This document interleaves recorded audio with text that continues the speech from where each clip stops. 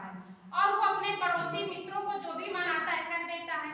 अब उसके पापा एक दिन सुनते रहे, कई दिनों तक उसको रीड करते रहे कि आखिर मेरा बच्चा बिगड़ता जा रहा है, मैं कुछ भी कहता हूँ तो ये सुनता नहीं और उल्टा मुझे को कहता है।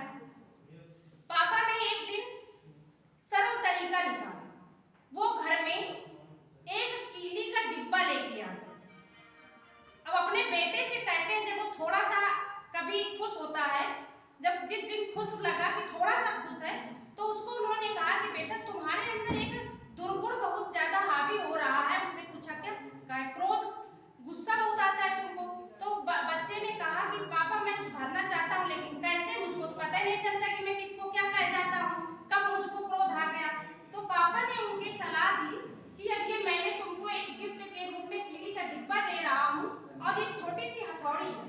अब आपको करना क्या है कि जब ये गुस्सा आए आपको तो तुरंत कीली उठाना और इस जगह पर उसको गाड़ देना।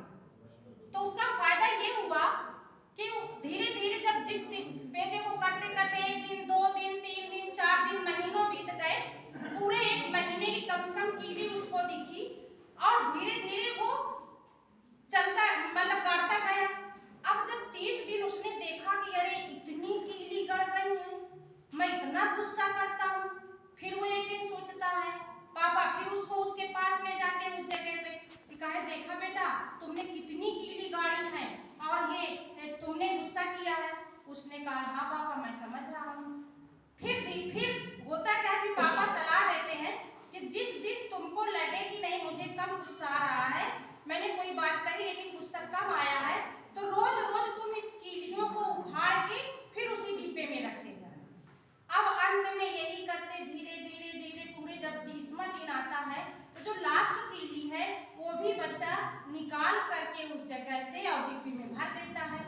फिर पापा उस जगह को दिखाते हैं, कहे बेटा देखा तुमने कील निकालने के बाद इस दीवार की क्या दशा हो गई है। उसने कहा हाँ पापा छेद हो गए हैं।